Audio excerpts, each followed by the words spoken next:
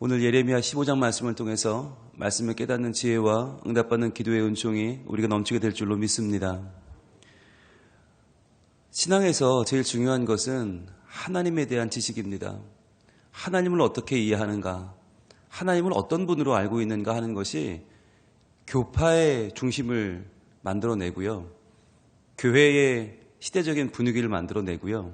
그리고 예배의 분위기, 예수를 믿고 기도하는, 천국을 소망하는 모든 것들을 다 좌우합니다. 그래서 우리가 하나님을 믿을 때 말씀대로 믿는 게 중요하고, 말씀에 나타난 하나님의 모습, 하나님의 속성, 하나님의 구원하심과 사역과 성품을 잘 아는 것이 중요합니다. 우리가 하나님을 이해할 때 가장 대표적으로 말할 수 있다면 하나님의 사랑과 공의겠죠. 근데 하나님의 사랑을 잘 아는 것 중요하죠. 하나님 사랑이 하나님이시죠. 그런데 사랑이 하나님만 알면 하나님이 두렵지 않죠. 하나님을 경외하지 않게 됩니다. 그래서 방탕하게 되고 방종하게 되고 삶이 다 무너져 버리죠. 반면에 공의의 하나님만 너무 많이 알면 하나님을 두려워하기만 하고 하나님을 친근하게 여기지 못하면 하나님을 가까이 하지 못하고 도망가게 되죠. 멀어지게 되죠. 경직되고요. 자유가 없어져요. 그러니까 이게 하나님을 어떤 분으로 아느냐, 사랑의 하나님으로 또는 공의의 하나님으로 또는 이런 하나님 저런 하나님, 어떤 하나님으로 이해하는 게 굉장히 중요한데, 지금 예레미야의 상황은 어떨까요? 이 당시의 사람들의 모습은 어땠습니까? 사랑의 하나님만 알았어요. 균형 감각이 전혀 없었다. 우리가 균형이 무너지면 쏠림 현상이 발생되고 그럼 망하는 거거든요. 지금 예레미야 시대에는 사랑의 하나님은 잘 알고 있지만 공의의 하나님을 전혀 알지 못했어요. 그래서 하나님은 예레미야를 통해서 지금 선포하시는데 뭘 선포하시나? 하나님의 공의를 선포하시는 거예요. 나는 어느 쪽인가 한번 돌아볼 필요가 있어요. 우리 모두가 조금씩은 기울어져 있거든요. 어떤 사람은 하나님 날 좀 사랑해주면 좋겠다. 사랑 쪽으로 조금 더 기울어져 있는 분들이 있고, 어떤 분들은 아유 하나님은 공의로운 분이야. 내가 하나님 앞에 잘해야 돼. 공의 쪽으로 조금 더 기울어진 분들이 있어요. 그분들이 보면 얼굴 표정도 다르고 말하는 방식도 다르고 사람을 대하는 방식도 달라요. 중요한 건 우리가 하나님 말씀대로 믿는 것인데, 말씀대로 믿는다면 균형이 잡히게 되죠. 하나님은 사랑의 하나님이시며 동시에 공의의 하나님이시고 그의 백성을 구원하는 분인 동시에 그의 백성을 심판하시는 분이기도 하다는 거죠. 그래서 우리가 선지서를 공부하면서 가장 중요한 포인트는 그 균형을 잡는 거예요. 그래서 구원의 날이 심판의 날이잖아요. 심판의 날이 구원의 날이란 말이죠. 근데 그 날은 반드시 온다. 그러니까 매일매일의 삶을 내가 구원받는 자의 기쁨으로 사는 동시에 심판받을 자의 두려움과 경외심으로 나를 돌아보며 살아가는 것, 그것이 우리에게 굉장히 중요하거든요. 먼저 1절 보겠습니다. 여호와께서 내게 이르시되, 자, 우리 노란색 쳐야겠죠? 중요하죠. 하나님 말씀이 또 임한 거예요. 말씀이 임하셨어요. 뭐라고 말씀하시냐면, 모세와 사무엘이 내 앞에 섰다 할지라도 내 마음은 이 백성을 향할 수 없나니 그들을 내 앞에서 쫓아내보내라. 자, 이스라엘 백성들에 대한 범죄가 하나님의 마음을 너무나 많이 실망시켰고 너무나 많이 하나님을 힘들게 했어요. 그래서 뭐라 하시나, 모세와 사무엘이 내 앞에 섰다 할지라도, 여기서 섰다라고 하는 이 말은요, 법정에서 쓰는 용어인데요, 하나님 앞에 공식적으로 요청하는 거예요. 공식적으로 하나님, 내 백성, 하나님의 백성 아닙니까? 용서해 주십시오라고 모세와 사무엘이 하나님 앞에 섰을 때 하나님이 그들의 기도를 들어주셨죠. 그래서 한 번은 모세가 십계명 받아 내려왔을 때 그들이 금송아지 만들고 막 난리를 칠 때 하나님이 다 끊어버리겠다 하셨을 때 모세가 기도해서 한 번은 하나님 마음을 돌렸고, 또 한 번 사무엘은 미스바 대각성 집회를 열 때 블레셋이 쳐들어왔거든요. 다 죽을 뻔했는데 거기서 사무엘이 기도해서 하나님이 그 블레셋 군들을 물리쳐 주셨죠. 그러니까 이런 일이 두 번이나 있었어요. 그러니까 하나님은 그 백성을 버렸는데 하나님의 사람이 간절히 기도해서 하나님 마음을 돌이키셨던 두 번의 경우가 있는데, 이제는 그런 경우는 없다라고 말씀하시는 거예요. 왜? 그렇게 했더니 이스라엘 백성들이 뭐만 들었냐면 깡만 들은 거예요. 하나님 앞에 배짱만 들어서 하나님 우리 범죄해도 다 용서해 주시되 조금만 나가서 잘못했다고 그러면 다 용서해 주던데 라고 하는 사랑의 하나님에 대한 너무 기대는 마음이 커졌어요. 그래서 마음 놓고 범죄하는 거예요. 여러분, 하나님의 사랑을 의지하는 것과 하나님의 사랑을 이용하는 건 달라요. 하나님이 별거 있겠어? 뭐 결국 용서해 주겠지라고 생각하면서 아무렇게나 행하는 거, 이제 그거 보지 않겠다는 거예요. 자, 2절입니다. 그들이 만일 내게 말하기를 우리가 어디로 나아가리오 하거든. 자, 이 말은요, 회개하며 두려운 마음으로 하는 말이 아닙니다. 아주 당당한 말이에요. 내가 뭐 어떻게 되겠냐? 과연 그래? 뭐 범죄? 웃기네. 하나님의 심판? 야, 그런 게 어딨냐? 심판 같은 건 없어. 하나님은 심판 안 하셔. 라고 하면서 우리가 어디로 가리오? 이 말은 그래, 어떻게 된다는 말인지 한번 드러나 보자. 한번 떠들어봐라 이거예요. 너는 그들에게 이르기를 여호와께서 이와 같이 말씀하시느니라. 자, 노란색으로 쳐야겠죠? 여호와의 말씀입니다. 이것은 가감할 수 없는 말씀이죠. 확실한 하나님의 말씀이죠. 뭐라고 하는가? 죽을 자는 죽음으로 나아가고 칼을 받을 자는 칼로 나아가고 기근을 당할 자는 기근으로 나아가고 포로될 자는 포로됨으로 나아갈지니라 하셨다 하라. 여러분, 이게 뭡니까? 죽음, 칼, 기근, 포로, 이게 뭐죠? 죽는다는 얘기예요. 끝이란 얘기예요. 이거는 뭐 구별을 할 이유가 없어요. 여러분, 죽는 거나 칼 맞는 거나 기근, 굶어 죽는 거나 포로됨, 끌려가 죽는 거나 뭐가 달라요? 결국 하나님은 이 네 가지의 재앙을 선포하시는데, 이 네 가지 재앙이 무슨 말이냐? 여러분, 세 가지, 3이라는 숫자는 완전수 아닙니까? 성경에서. 완전수보다 하나가 더 있어요. 4개예요. 이거는 빠져나갈 구멍이 없단 말이에요. 동서남북 어디로도 빠져나갈 구멍이 없다. 어디를 가도 죽는다는 거예요. 하나님 반드시 멸하겠다고 하는 하나님의 마음을 지금 예레미야를 통해 말씀하고 있는 거죠. 그러면서 3절에는 여호와의 말씀이니라, 또 노란색 쳐야겠죠? 근데 여러분, 여기서 여호와의 말씀, 똑같은 말씀이지만 1절에서도 이르시되 했고 2절에서도 말씀하시니라 했고 3절에도 말씀이니라 했는데, 이게 원어로 보면 조금 뉘앙스가 다릅니다. 1절과 2절에 말씀하셨다는 아마르거든요. 아마르란 얘기는 그냥 이야기했다는 거예요. 말했다는 거예요. 그런데 3절에 나오는 여호와의 말씀이니라 네움 여호와, 네움이 나오는데, 이 네움은 뭐냐? 오라클이에요. 신탁이에요. 이것은 절대 변하지 않는 거예요. 이것은 반드시 이루어지는 거예요. 네움이라고 하는 이 신탁은 하나님이 아주 엄중하게 마치 최종 결정을 내리듯이 대법원 확정 판결을 내리는 거예요. 이것은 그냥 말씀이 아니라 그 민족에게 임하는, 나라에 임하는 하나님의 공식적인 입장입니다. 뭐라고 하시나? 내가 그들을 4가지로 벌하리니 곧 죽이는 칼과 찢는 개와 삼켜 멸하는 공중의 새와 땅의 짐승으로 할 것이며. 자, 이 4가지도 사실 의미가 없어요. 왜? 다 죽는다는 얘기예요. 죽이는 칼로 이미 죽였어요. 그런데 그 죽이는 칼로 죽인 사람을 찢는 개가 달려와서 또 한번 찢어요. 그 다음에 삼켜 멸하는 공중의 새가 날아와서 그걸 쪼아 먹어요. 그리고 땅의 짐승이 마지막으로 그 시체까지 다 없애버려요. 완벽한 재앙이 온다는 거예요. 완벽한 벌을 하시겠다는 거예요. 여러분, 이 말씀은요, 상당히 두려운 말씀이에요. 하나님은 자기 백성을 사랑하시죠. 하나님이 지으셨는데요. 하나님이 여기까지 끌고 오셨는데요. 무려 1000년이 넘는 시간을 그 백성을 출애굽시키셔서 여기까지 왔는데요. 그럼에도 불구하고 그 하나님께 범죄하고 그 하나님을 모른다 하고 우상을 숭배하고 하나님께 배교하는 이들을 하나님은 내가 반드시 4가지로 멸하겠다. 확실하게 멸하겠다. 끝장을 내겠다라고 신탁을 주고 계신 것입니다. 그럼 왜 그런가? 뭐가 문제인가? 4절입니다. 유다 왕 히스기야의 아들 므낫세가 예루살렘에서 행한 것으로 말미암아 내가 그들을 세계 여러 민족 가운데에서 흩으리라 그랬어요. 므낫세는 누구냐? 므낫세는 아시죠? 우리 공부했잖아요. 유다의 14대 왕이죠. 히스기야 왕의 아들이에요. 그 선한 왕 히스기야 왕의 아들인데 아버지의 선한 뜻을 전혀 이어받지 않았고 12살의 왕이 돼서는 그는 완벽한 악인이 되었습니다. 그래서 아버지와는 정반대로 악정을 행하고 바알을 숭배하는데 악하다고 하는 북이스라엘의 아합보다 더 악했어요.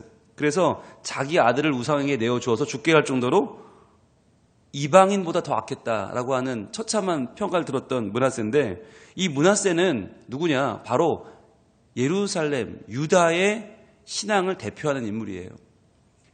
므낫세만 그런 게 아니라 므낫세 때 다 그랬다는 거예요. 그러니까 왕은 누굴 상징하느냐? 왕은 자기 혼자만의 삶을 사는 게 아니라 그 온 백성의 삶을 함께 사는 거예요. 그래서 므낫세가 이런 잘못을 했기 때문에라는 말은 뭐냐면, 그 당시에 모든 이스라엘 백성들이 하나님을 버리고 바알을 섬기고 자기 아들을 우상에게 내어줄 정도로 악했다는 말이죠. 자, 그래서 여러 세계의 민족 가운데 흩어버릴 것이다. 이제는 그 유다 백성들을 흔적도 없이 흩어버릴 거란 얘기죠. 5절입니다. 예루살렘아 너를 불쌍히 여길 자 누구며 너를 위해 울 자 누구며 돌이켜 내 평안을 물을 자 누구냐. 슬픔의 노래를 부른다는 거죠. 불쌍히 여길 자도 없고 너를 위해 울 자도 없고 평안을 물을 자가 누구냐. 여기서 평안이라고 하는 단어가 중요하죠. 샬롬입니다. 샬롬. 여러분, 샬롬은 그냥 밥 잘 먹고 잠 잘 자는 평안이 아닙니다. 샬롬의 주체는 하나님이십니다. 하나님이 함께 하시는 것이 샬롬이에요. 구약에서 말하는 샬롬, 평화는 하나님이 함께 하시는 게 평화예요. 그래서 때로는 전쟁 중에도 샬롬이 임해요. 왜? 전쟁 중에도 하나님이 함께 하시면 되니까. 고난과 아픔이 찾아와도 샬롬이 있어요. 왜? 하나님은 거기 계시니까. 이스라엘 백성들은 그동안 아무리 힘들고 어려워도 항상 샬롬 가운데 있었어요. 하나님이 그 중심에 계셨어요. 그런데 이제는 내 평안을 물을 자가 누구냐? 샬롬이 없다는 얘기예요. 샬롬이 떠나갔다. 즉 하나님이 떠나갔다는 이야기예요. 그럼 왜 이렇게 됐어요? 6절입니다. 여호와께서 이르시되, 노란색으로 쳐야겠죠? 여호와께서 이르시되, 자, 내가 나를 버렸고, 자, 이것은 하나님을 믿지 않게 됐단 말이죠. 내게서 물러갔으므로, 이 말이 배역했다는 말이죠. 뒤로 물러간다. 하나님께로 점점 멀어진다는 얘기죠. 이것이 백슬라이딩이었죠. 뒤로 물러가는 거. 어떻게든 하나님께서 멀어지려고 노력하는 거. 여러분 보세요. 하나님은 늘 같은 자리에 계십니까? 하나님이 내게서 가까이 왔다 멀어졌다 하십니까? 하나님은 늘 같은 자리에 계세요. 그러면 누가 멀어지는 거예요? 내가 멀어지는 거예요. 그런데 내가 멀어지면서 하나님이 멀어졌다고 말하는 거죠. 이게 우리의 상황이에요. 우리의 상태는 우리가 조금 일이 잘 되고 우리가 뭔가 되는 것 같으면 하나님께로 막 달려가요. 그리고는 하나님 나랑 가까이 계시대. 되게 좋아해요. 그런데 내가 기분 나쁘고 내가 뭔가 안 풀리면 그냥 훅 삐져서 뒤로 가요. 그리고는 하나님 멀리 가셨대. 우리가 이러고 있지 않냐는 거예요. 이런 말씀 드리긴 그런데요. 꼭 그런 분들이 있어요. 그거 저한테도 얘기 안 해. 주변 사람들한테 그래. 목사님이 나한테 멀어졌다고. 목사님 나한테 멀어졌대. 아니, 목사님이 어디 갔어요? 교회에 있지? 목사님은 항상 똑같은 자리에 있어요. 그런데 자기가 기분 좋을 때는 막 연락하고 찾아오고 저를 가까이 잘 지내거든요. 근데 뭐가 그렇게 마음에 안 드는지 훅 뒤로 가서는 꼭 뭐라고 얘기하냐면 목사님이 난 멀리 갔대. 멀어졌대. 저는 항상 교회에 있어요. 예, 저는 항상 똑같은 자리에 있어요. 근데 저는 그 얘기를 들으면 하나님 이런 마음이겠구나. 여러분, 하나님은 같은 자리에 계세요. 근데 항상 우리는 뭐라고 그러냐면 내가 뒤로 빠지는 건 생각 안 하고 하나님 멀어졌대. 하나님 멀리 계신데. 그렇지 않아요, 여러분. 지금 하나님 뭐라고 하시나? 네가 나를 버렸고 내게서 물러갔으므로 내게로 내 손을 펴서 너를 멸하였노니 라고 말씀하세요. 자꾸만 하나님을 떠나가요. 여러분, 하나님을 떠나가면요, 하나님에게서 멀어지면 뭐가 없어져요? 샬롬이 없어져요. 평강이 없어지는 거예요. 평강이 없어지면요, 기쁨도 없어져요. 기쁨이 없어지면 평안도 없어져요. 거기에는 자유함도 없어져요.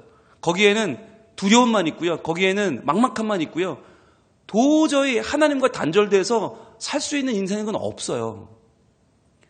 그러니까 하나님이 계속 돌아오라고 하시죠. 돌아오라 하는데 돌아오지 않아요. 그래서 뭐라고 하시나? 이는 내가 뜻을 돌이키기에 지쳤음이로다. 아니, 계속 뜻을 돌이켜줬잖아요. 또 도망가도 또 마음을 돌이키고 또 아니라고 해도 또 돌이키고 했는데 이제는 지쳤다는 거예요. 여러분, 이 지쳤다고 하는 말을 우리 개정개혁판 전에 있던 옛날 성경, 개혁 성경을 보니까 이렇게 표현했어요. 내가 뜻을 돌이키기에 염증이 났음이로다. 그게 더 명확한 표현 같아요. 돌이키기에 지쳤다는 게 아니라 돌이키기에 염증이 났다. 도저히 더 이상은 돌이킬 수가 없다는 거죠. 돌이킨다고 하는 말도 원문에 보니까 후회한다, 한탄한다라는 단어더라고요. 여러분, 오죽하면 하나님이 후회하시겠어요? 오죽하면 하나님이 한탄하시겠어요? 그 완전하신 분이 후회하고 한탄할 때는 얼마나 마음이 아프시겠어요? 그 백성이 계속 하나님을 떠나니까 하나님 아닌 것들을 의지하고 우상들을 숭배하고 자기 자식을 죽여서 우상에게 바치고 이게 너무 만연하니까 하나님이 더 이상 참을 수가 없는 거예요. 그래서 어떻게 하십니까? 7절, 내가 그들을 그 땅의 여러 성문에서 키로 까불러 그 자식을 끊어서 내 백성을 멸하였나니. 무서운 말이죠. 성문마다 그들을 불러내서 키로 까불러서 키질을 해서 그들을 다 자식을 끊어버리고 내 백성을 멸하였나니.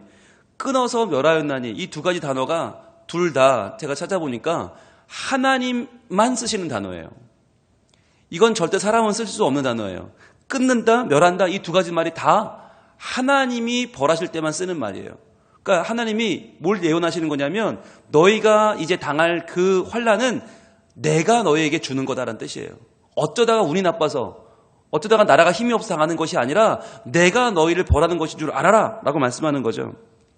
왜 그렇습니까? 이는 왜냐하면 그들이 자기들의 길에서 돌이키지 아니하였음이라. 자기들의 죄에서 돌이키지를 아니하였다. 여러분, 이 말을 우리 지금 하는 말로 바꾸면 뭐예요?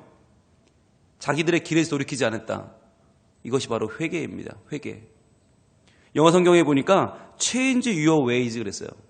refuse 했다. 니들이 나를 거역했다. 뭘 거역했나? change your ways. 너의 길을 바꾸는 것을 거역했다. 길을 바꾼다는 게 뭐예요? 이게 회개예요. 내 원하는 길로 가다가 그 길을 하나님께로 향하는 길로 바꿔야 되는데 회개하라. 천국이 가까이 왔느니라. 예수님께서 오셨기 때문에 이제는 돌이켜야 되는데 돌이키지 않고 계속 자기 길을 가는 거예요. 이게 맞다고 계속 그 길을 가는 거. 그럼 하나님께서 그것을 도저히 참지 못하고 그것을 염증이 나고 거기에 지치고 한탄하고 후회하시며 결국 우리를 벌하신다라고 하는 거죠. 여러분, 회개해야 됩니다. 회개해야 됩니다. 회개란 내가 좀 더 잘 되기 위해서 하나님께 잘 보이는 게 아닙니다. 회개란 길을 바꾸는 것입니다. Change your ways. 자기들의 길에서 돌이키는 것입니다. 돌이켜야만 하나님께서 그것을 보시고 우리를 건지시고 사랑하시는 거지, 돌이키지도 않는데, 회개하지도 않는데 하나님은 사랑의 하나님이시니까 날 당연히 도와줄 거야, 날 당연히 구원해 줄 거야, 어떻게든 되겠지. 아니요, 그런 일은 없어요. 사순절입니다. 사순절은 나를 향한 예수님의 사랑을 기억하는 절기이지만 그 사랑의 절기는 자동으로 어쩌다가 그냥 뚝 떨어지는 그런 절기가 아닙니다. 사순절은 회개의 절기입니다. 사순절은 내 마음을 돌이켜서 그동안 나를 괴롭히던, 또 내가 머물러 있던 보이지 않는 은밀한 죄에서 벗어나는 때입니다. 1년 내내가 다 그런 날이지만 사순절을 특별히 주시는 이유는 뭐냐면 이때에 우리의 마음을 돌이켜 하나님께로 나아올 수 있는 하나님의 기회를 주는 것입니다. 이 기회를 저버리면 여러분 1년 중에 이렇게 회개하고 이렇게 내 자신을, 그 죄를 민감하게 여기고 하나님 앞으로 나올 수 있는 기간이 흔치 않습니다. 이제 다음 주일이면 고난주간이 찾아오는데 나를 위해 고난당하신 예수 그리스도, 나를 위해 못 박히시고 채찍에 맞으시고 십자가에 죽으신 예수님을 왜 우리가 지금 다시 이렇게 묵상하죠? 바로 그 주님을 의지하여 내가 변화되기 위해서예요. 내 길을 돌이켜서 내 길을 바꿔서 회개하기 위해서예요. 오늘부터, 지금부터 우리의 마음이 그 길을 걸어가길 원합니다. 다음 주에 고난주간 특별 새벽기도회 때 오다 보면 되겠지? 그냥 그때 가면 되겠지가 아니라 여러분, 지금 이 사순절이 매우 중요한 기간이에요. 이 기간에 하나님 앞에 내 마음을 열어놓고 주님 나를 용서하소서, 주님 나를 돌이키셔서 내가 하나님의 길을 걷게 하소서 기도하며 나아갈 때에 하나님은 지금 바로 우리의 기도를 들으시고 하나님께서는 다시 한번 기회를 주실 줄로 믿습니다. 다시 한번 하나님 앞에서 우리의 마음을 온전하게 드리는, 주를 기쁘시게 하는, 하나님을 경외하는 우리 모두가 될 수 있기를 우리 하나님 원하고 계십니다. 기도하겠습니다. 하나님, 오늘 저희는 너무나 두려운 주의 말씀 앞에 섭니다. 하나님의 신탁 반드시 이루어진다고 하는 이 말씀 앞에 저희는 너무나 두렵습니다. 하나님, 이 이스라엘 백성들의 모습과 우리의 모습은 전혀 다르지 않습니다. 우리도 마음을 돌이키지 않습니다. 우리의 길을 돌이키지 않습니다. 하나님이 나를 버렸다고 하고 하나님이 내게 멀어졌다고 하고 그렇게 말하며 우리는 우리 뜻대로 살며 은밀한 죄를 또 범하며 하나님을 심중에 두지 않고 살고 있지 않습니까? 하나님, 이 사순절에 저희의 마음을 돌이키게 하여 주시옵소서. 우리의 길을 바꾸어 하나님을 영화롭게 하는 길을 걷게 하여 주시옵소서. 우리의 욕심과 내 자아와 내 아집을 내려놓고 믿음으로 나가길 소망하오니 주여 우리에게 찾아오시고 말씀하시고 우리가 주님 앞에 회개하여 하나님 앞에 온전히 서는 자들이 되게 하여 주시옵소서. 예수님 이름으로 기도합니다. 아멘.